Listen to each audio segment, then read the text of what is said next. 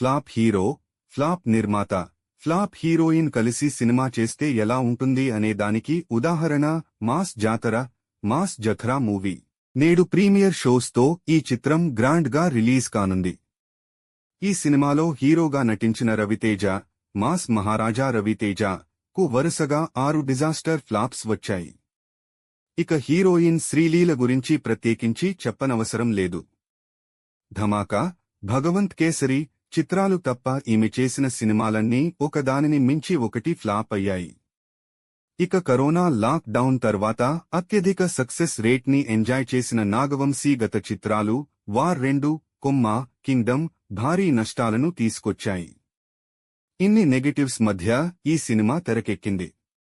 పైగా ఈ చిత్రానికి దర్శకుడిని చూసి వెళ్లాలని అనుకుంటే అతనేమో ఇండస్ట్రీకి కొత్త.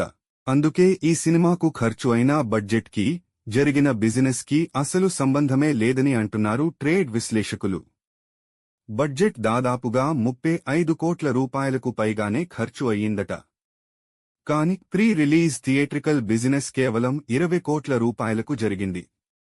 అంటే 15 కోట్ల నష్టంతోనే ఈ సినిమాని నాగవంశీ విడుదల చేస్తున్నాడు అన్నమాట. ఇంతకు ముందు థియేట్రికల్ బిజినెస్తో సంబంధం లేకుండా ఓటీటీ సంస్థలు అడిగినంత డబ్బులు ఇచ్చి కొనుగోలు చేసేవి. కానీ ఇప్పుడు ఆ పరిస్థితి లేదు. సినిమా థియేటర్స్లో విడుదలై సూపర్ హిట్ అయితే ఒక రేట్, ఫ్లాప్ అయితే ఒక రేట్ అన్నట్టుగా తయారైంది పరిస్థితి. అందుకే మాస్ జాతర ఓటీటీ డీలింగ్స్ కూడా పూర్తి అవ్వలేదని టాక్. నెట్ఫ్లిక్స్ సంస్థతో చర్చలు జరిపారట.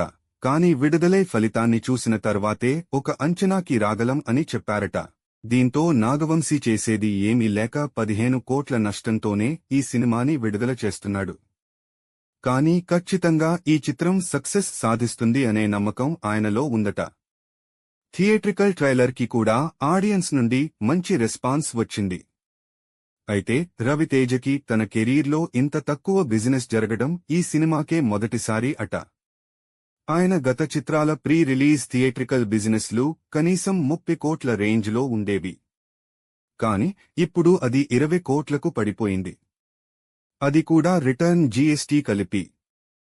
ఈ సినిమా కూడా ఫ్లాప్ అయితే ఇక రవితేజ సినిమాలు మానేసుకోవడమే అని సోషల్ మీడియాలో నెటిజన్స్ కామెంట్స్ చేస్తున్నారు. రవితేజ కెరీర్లో ఎంతో కీలకమైన సినిమా మాస్ జాతర. ఆయనకు ధమాకా తర్వాత సరైన విజయం లేదు. వరుసగా డిజాస్టర్లు పడ్డాయి. గత ఏడాది ఈగల్, మిస్టర్ బచ్చన్ చిత్రాలతో షాక్ మీద షాక్ తిన్నాడు రవితేజ. దీంతో తర్వాతి సినిమా అయిన మాస్ జాతర మీద చాలా ఆశలు పెట్టుకున్నారు. వేసవిలోనే విడుదల కావాల్సిన ఈ చిత్రం కొన్ని కారణాలతో వాయిదా పడి ఎట్టకేలకు ఈ శుక్రవారం రిలీజ్ అవుతోంది. అయితే విడుదల తేదీ పలుమార్లు మారిన నేపథ్యంలో ఈసారి కొంచెం జాగ్రత్తగా డేట్ ఎంచుకోవాల్సిందనే అభిప్రాయాలు వ్యక్తమయ్యాయి. బాహుబలి ది ఎపిక్ రిలీజ్ రోజే మాస్ జాతర విడుదలకు ముహూర్తం నిర్ణయించడంపై రవితేజ అభిమానుల్లో కొంత వ్యతిరేకత వచ్చింది.